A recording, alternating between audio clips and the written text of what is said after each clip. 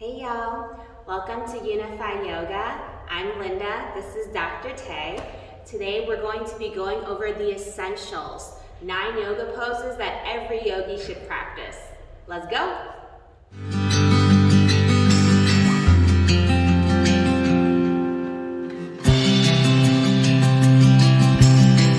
If you have any props at home, I recommend that you grab them now. You could use either blocks or textbooks, a blanket, or a large towel. First up, Virasana, hero's pose. Virasana is very simple. Knees together, heels right outside your butt on either side. Most people, their pelvic floors don't reach the ground. And even if it does, I recommend putting a block or some textbooks underneath to elevate your pelvic floor. The purpose of this pose is setting yourself up in a right angle. So for beginners, this is a great pose if you're trying to get into a meditation practice because it automatically elongates your spine as you sit on the middle of your pelvic floor. Common pitfalls in Virasana, I see a lot of people slouch back. A lot of people sit in chairs like this too because you're used to leaning back on the chair. So very important, remember to shift the pelvis forward so it feels like you're sitting on the edge of your seat. And then anchor your heart back. Notice how long and tall my spine looks compared to if I was sitting towards my coccyx or my tailbone. Now we're going to do some breathing pranayama exercises here in Virasana. So let's grab opposite elbow, making sure that the elbow fits the palm, finding the fit.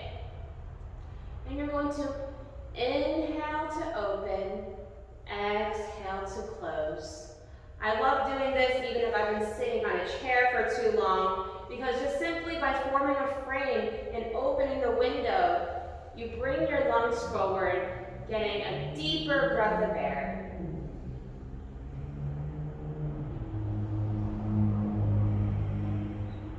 When you open your windows, you make yourself more available.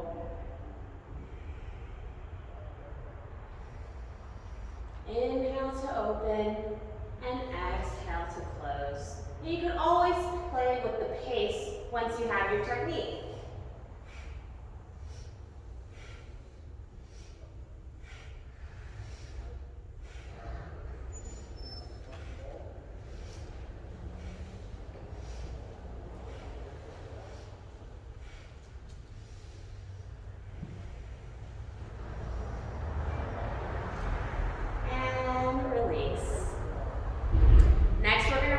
The CatCow spine from Virasana. And if you think about it, it's simply in a CatCow. You're shifting your pelvis forward and back. Now, I like having my hands on my lap. You're also welcome to hold onto the hips or hold onto the balls of your feet. Just really make sure that you're making contact with yourself. So in and out. On an inhale, you're forming a nice protective shell with your back. On an exhale, you're coming forward, broadening the collarbones, opening the chest, bringing the lungs forward. In and out.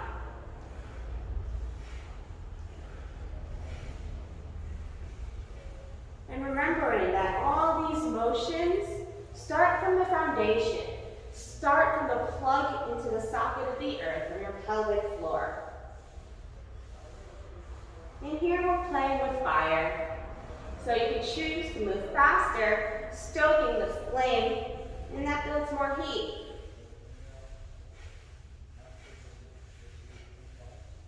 Think of it as warming up the spinal cord.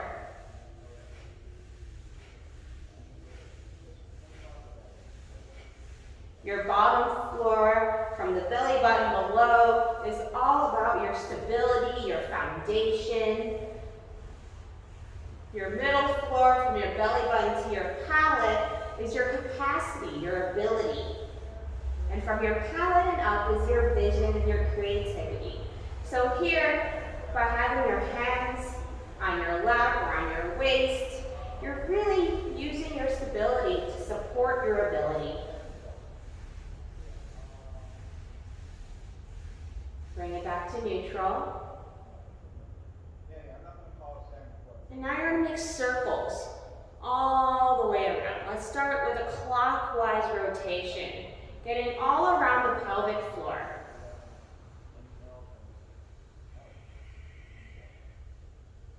And pay close attention to where in the circle you don't hit. Maybe spend a little more time there. And counterclockwise.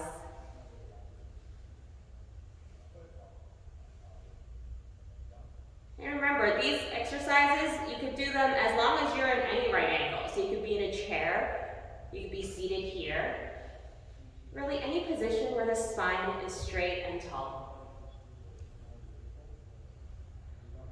Pause in the center.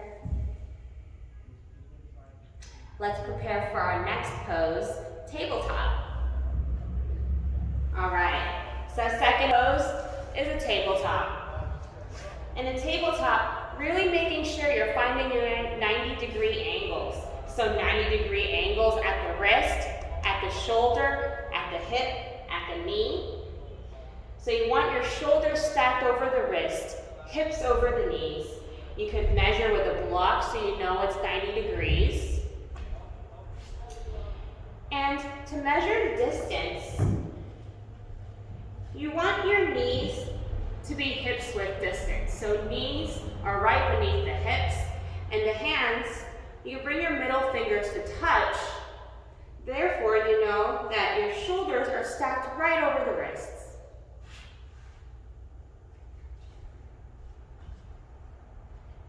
And from here, you're going to inhale and exhale. So we did this before sitting down. Same thing, moving from the pelvis, but now we're just moving from a different plane. Inhale for cat, and exhale for cow. And make sure that you are gently shifting towards the balls of your hand. A lot of times I see people sitting in the heels of their hands, but gently shift so that your weight is in the balls of your hand.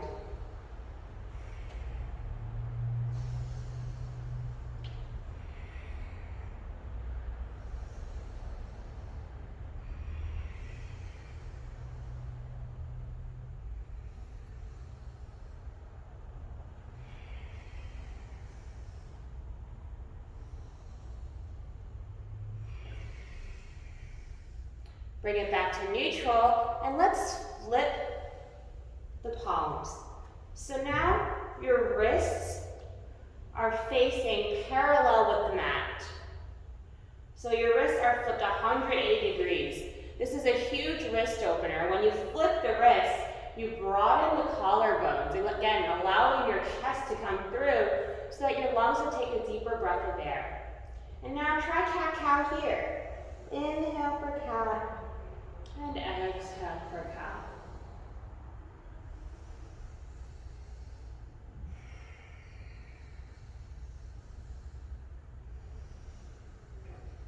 And now you can play with the pace. And remember that the motion starts from the foundation. It started from the pelvis. So moving from the pelvis.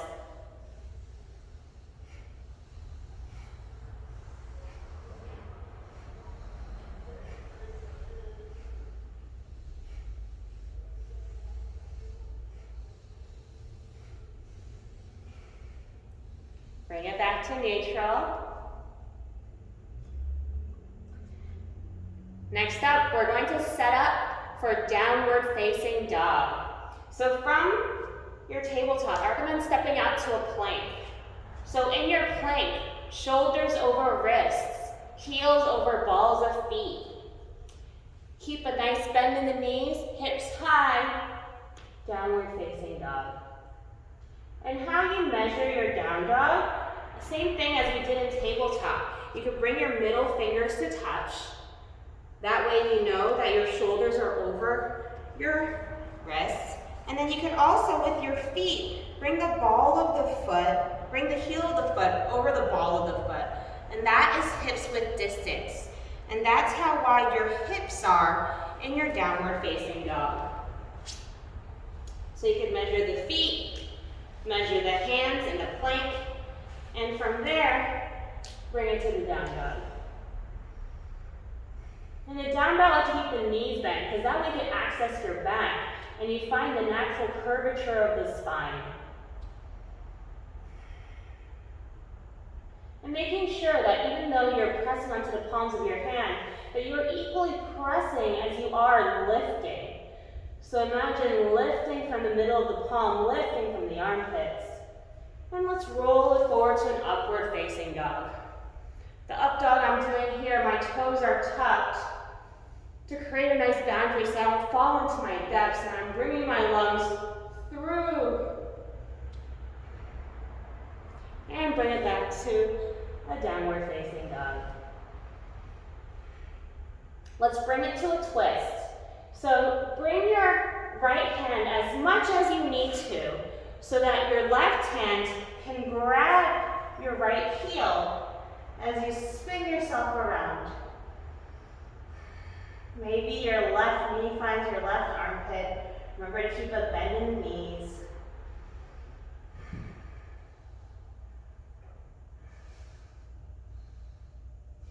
And other side, left palm on the floor, right hand grabs left heel, spinning.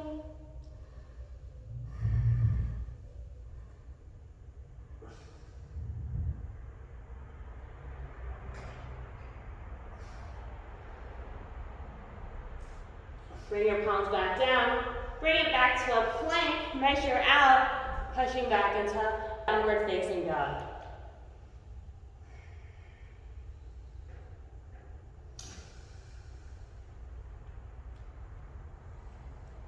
Next essential pose, we're gonna go for a hang. So walk your feet to your hands and your hands to your feet.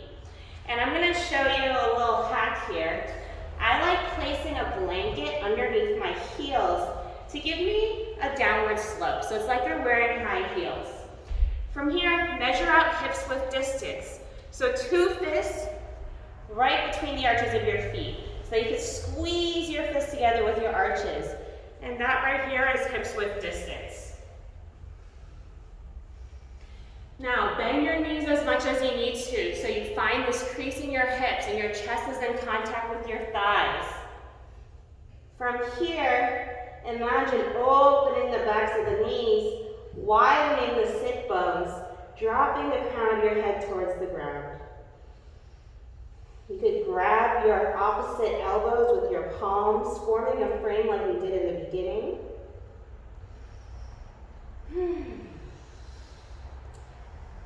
Hands require you to be in your legs. It helps build stamina.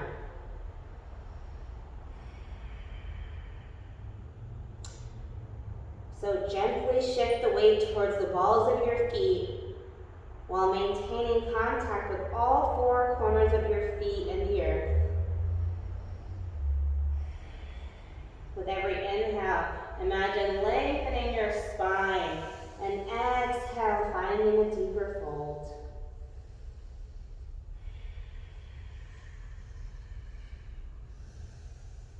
Walk your fingertips out. So hold your hips in place as you walk your fingertips out. So you're moving your body in 2 different directions.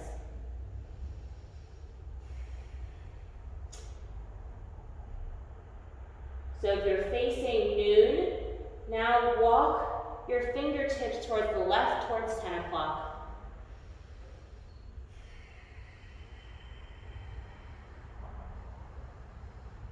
And now walk your fingertips towards the right, towards 2 o'clock.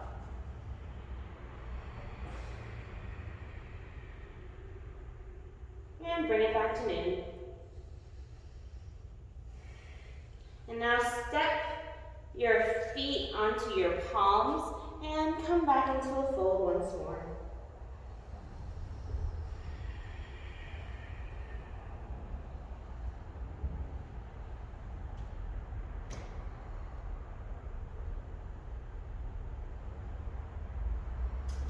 Release your palms.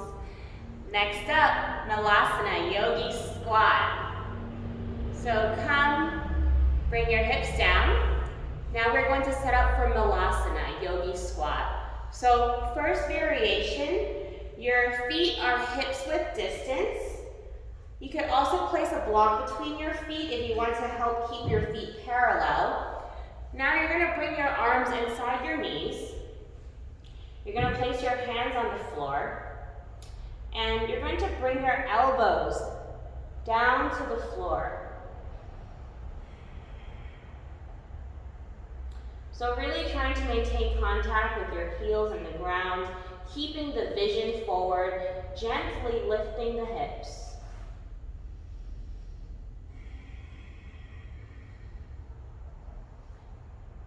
So imagine a back bend in every pose. So always try to elongate the spine, keeping the gaze forward.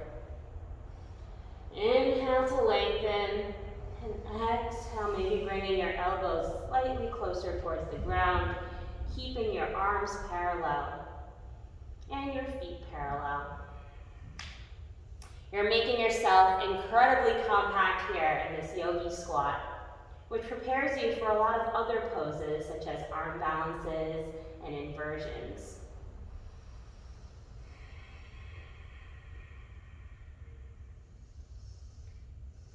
Now you're going to bring your feet together and interlace fingers underneath the heels. So feet together, knees apart, and you're bringing your fingers interlaced underneath the heels. And then looking forward, you're going to start gently lifting at the hips. These are great poses for your core, or if you have any issues abdominally, or if you have cramps, or if you're constipated, great pose to access. Brings a lot of awareness to the hips.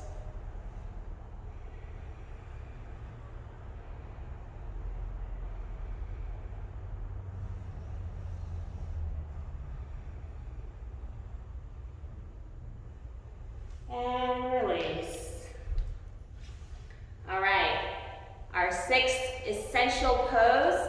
This is a child variation. You could also, some people call it a variation of a frog pose. So you could do it with as much support or as little support as you like.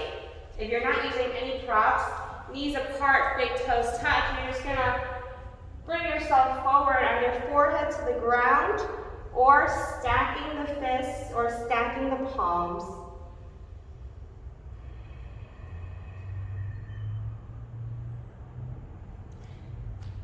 And if you want the royal treatment, I'll show you how to get into it with props. You could roll a blanket or a towel, placing it under the knees, sticking the butt out, and crawling forward. You're welcome to place a medium height block underneath the sternum and a lower block underneath the forehead.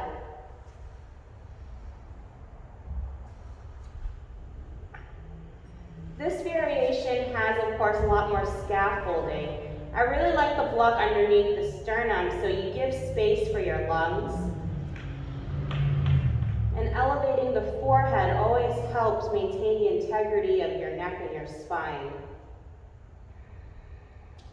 And you're welcome to plug in your palms, or if you want to give more space to your armpits and your lungs, you could keep them tented in your fingertips.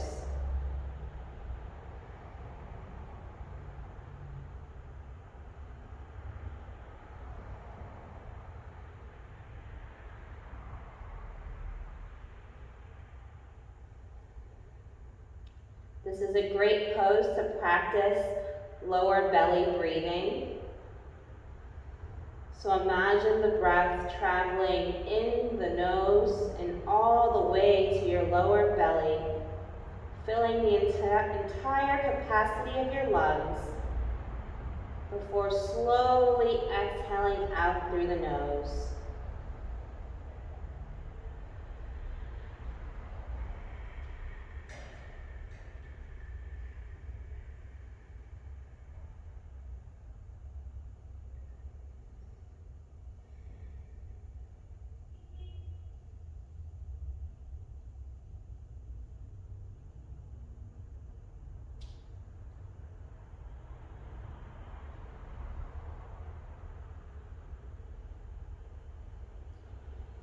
Slowly walk yourself up. Let's prepare for the next pose, pigeon.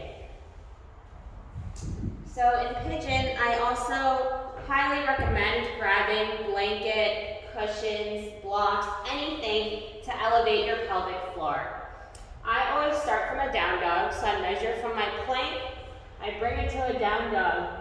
And then let's start with the right leg forward. So you're bringing the right leg out in front of you. If your body is facing noon, your right knee is pointing towards 2 o'clock, so your knee should be outside your hip. If your knee's towards the center, move it out towards the right.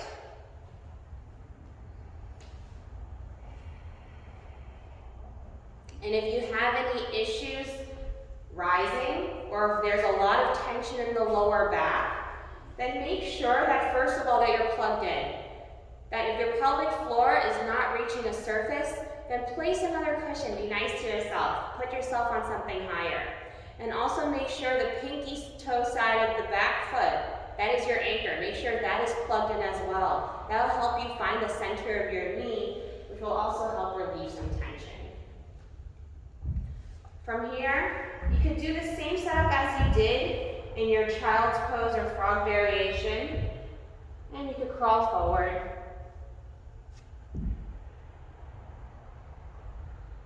Finding the fold in your pigeon.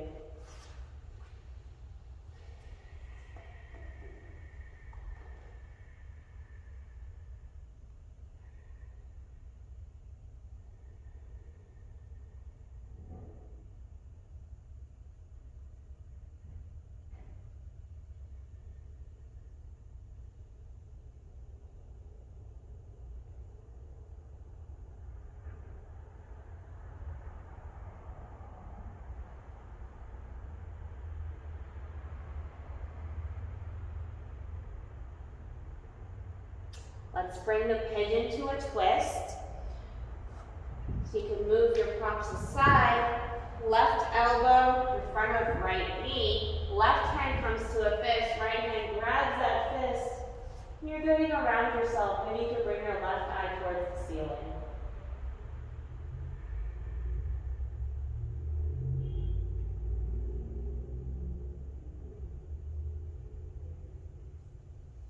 Bring it back to center, walk yourself up.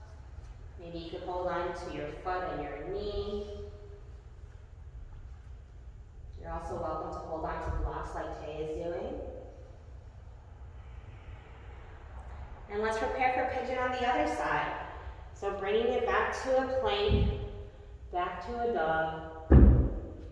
Organizing any blocks or blankets or towels underneath you as you bring the left leg forward, plugging your pelvic floor into a surface. So remember, if your body's facing noon, your left knee should be pointing towards 2 o'clock. If your knee is towards the center, then bring it out to the left side. And then, if your pelvic floor is not plugged into a surface, then elevate yourself. Put in another layer, put in a cushion, so that you're substantiating your foundation.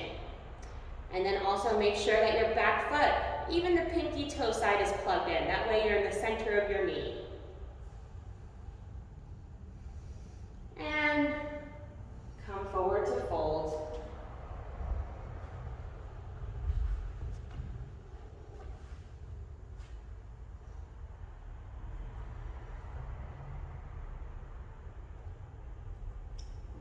And know that if you don't have these props, you're welcome to take other hand variations as well. You could stack the fists underneath the forehead, or you could stack the palms.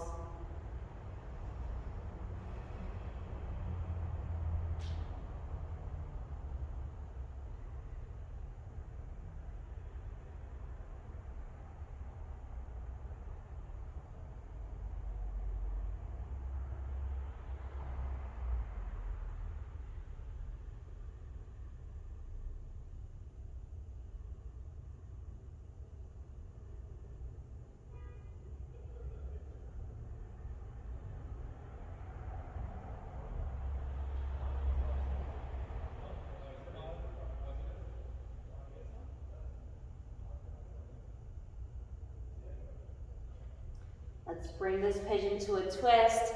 Right elbow in front of left knee. Right hand comes to a fist. Left hand grabs that fist. Really punch your fist into your hand to bring yourself around, bringing your right eye towards the ceiling.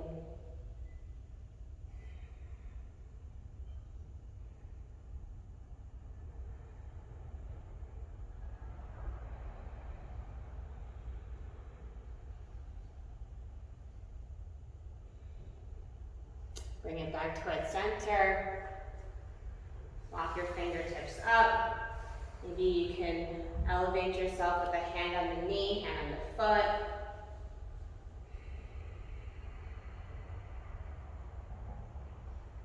Let's set up for our 8th essential pose, Ponchimo Tanasana. So you're going to bring both your legs out in front of you. We're going to set up for Ponchimo Tanasana, extreme stretch of the arms and the legs. I like having a blanket or a towel underneath my pelvic floor. It helps tilt my body forward. And you're going to get here by scooting your butt back. Peel the flesh away from your sit bones. Feet should be flexed, hips width distance. So how we measure hips width distance, we put 2 fists between the arches of your feet. You can also grab the bottoms of your feet, and where your thumbs touch, that is also equally hips width distance. How cool is that? So from here, you could, again, peel the flesh away from your sit bones, or give yourself a manual internal rotation by grabbing yourself at the hip and rotating.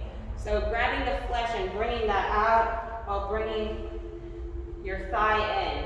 And then you should really feel more connection between the pelvic floor and the blanket that you're sitting on. All right, from here, bend your knees as much as you need to so that your chest is in contact with your thighs.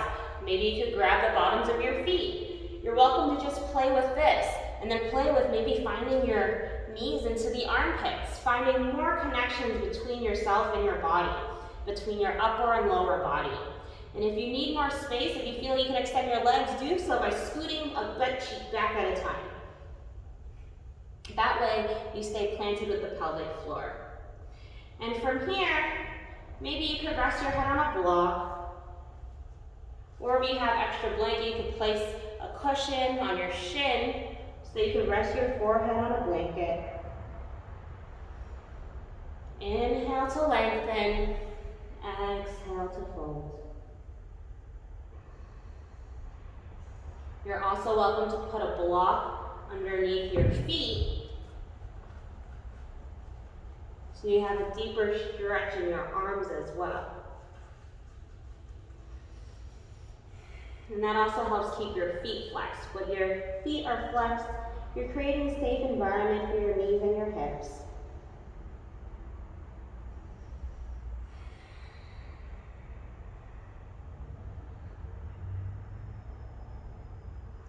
Common pitfall. What I don't want to see are legs straight and reaching for the toes, because you're stuck in your back here. So really try to find the bend in your knees. Find the curvature of your spine. So inhale to lengthen and exhale to fold.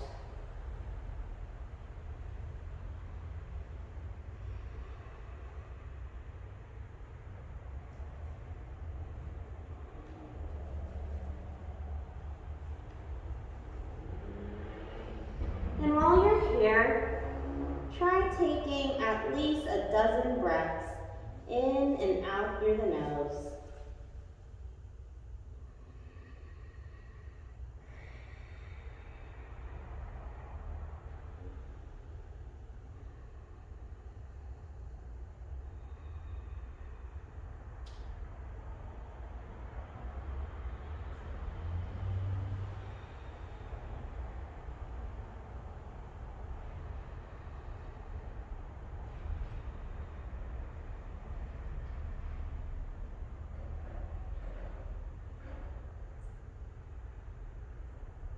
Breathing in and out through the nose.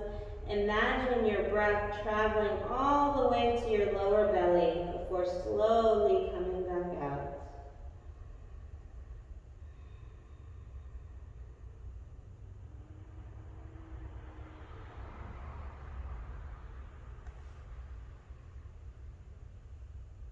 Grab opposite elbow with your palms. Look forward. Elongate your spine. Plug into your pelvic floor to come up. And just fold and unfold a few times. In and out.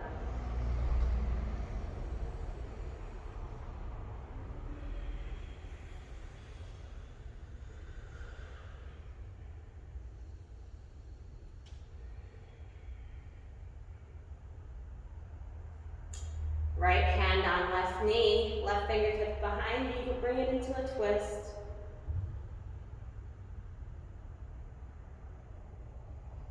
And other side, left hand on right knee, right fingertips behind you.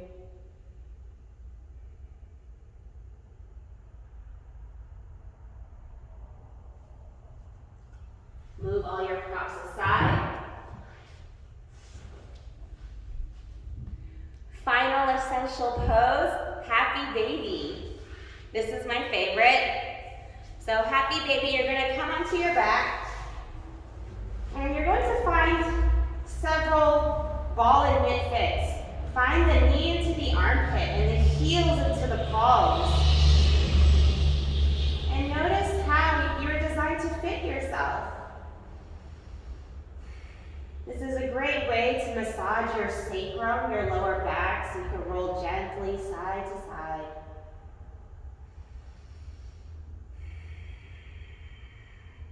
And as you plug your knees into your armpits, notice the quality of your breath.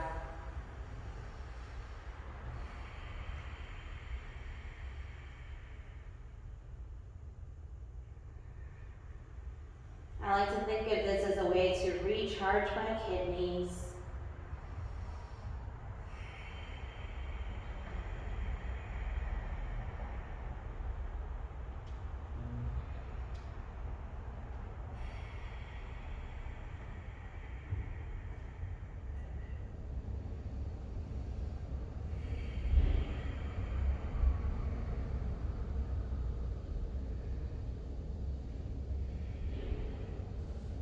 Hold on to your shins.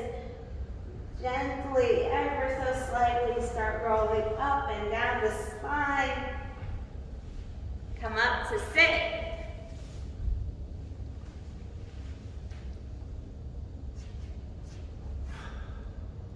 Thank you so much for practicing with us. Let us know what you think about these 9 essential poses.